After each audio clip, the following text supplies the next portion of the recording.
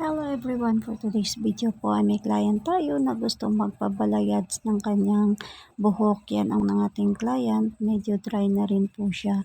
So ang gagawin natin sa kanya ay balayads with base color na ash brown.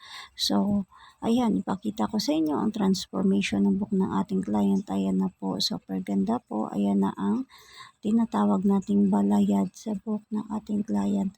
So ayan na. Super gandang kalabasan na ang base color niyan ay ash brown. So, thank you so much, madam, sa pagtiwala.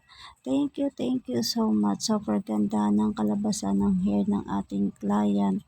Ayan na po. Hindi pa natin siya na-iplansya. Ipaplansya pa natin para malalak natin ang ating botox treatment.